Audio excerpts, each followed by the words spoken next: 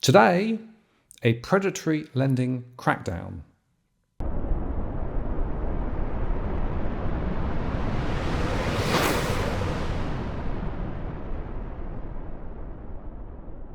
Hello again, it's Martin North from Digital Finance Analytics, World Latest Post covering finance and property news. Well, it's interesting to note that ASIC has warned credit providers and debt management firms that it will be spending the coming months taking strong, targeted action against predatory lending, high-cost credit, and misconduct affecting consumers in financial difficulty.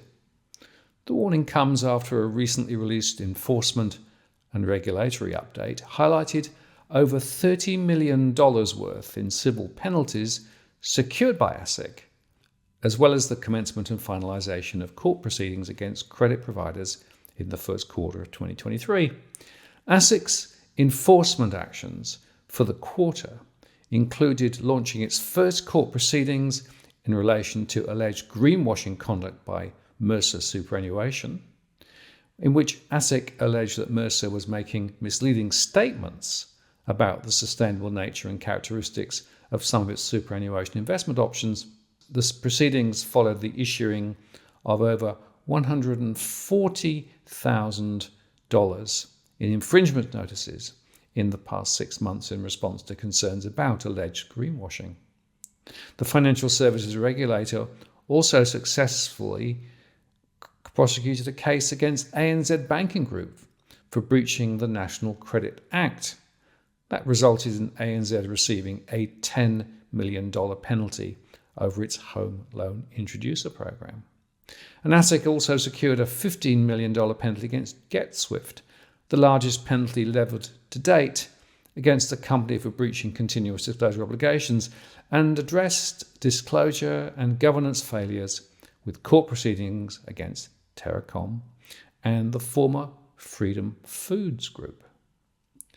ASIC Deputy Chair Sarah Court said that ASIC was continuing to sharpen its focus on credit providers and debt management firms, including unlicensed or fringe entities. Credit providers and debt management firms that look to take advantage of vulnerable consumers are in our sights, and we expect further action in the coming months against operators in this area, Court said. ASIC's enforcement action against predatory lending is not just limited to court action, and they will also continue to use their full suite of powers to protect consumers looking to access credit. And Court said this include a stop order for breaching the financial product design and distribution requirements, or a warning to the company directly via monitoring and surveillance programs. In the first quarter of 2023, Clear Loans was ordered to pay more than $6 million in penalties for failing to act efficiently, honestly and fairly when dealing with debtors in financial hardship, as well as other misconduct, she said. ASIC also took action against credit provider Green County and issued stop orders on several credit products, including a credit for rent product. ASIC said that its case against Terracom marked the first time the regulator has taken action alleging breaches of whistleblower protection laws.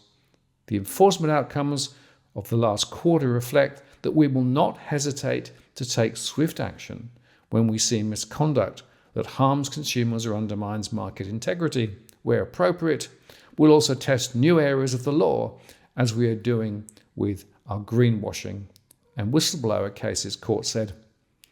And ASIC said that in addition to enforcement action, it was providing guidance to the industry to help companies better comply with their obligations and deliver better outcomes for consumers. Meanwhile, ASIC published its Indigenous Financial Services Framework in February to support positive financial outcomes for First Nations people. And ASIC also provided a final update on compensation for consumers who suffered loss or detriment because of fees for no service misconduct or non-compliant advice.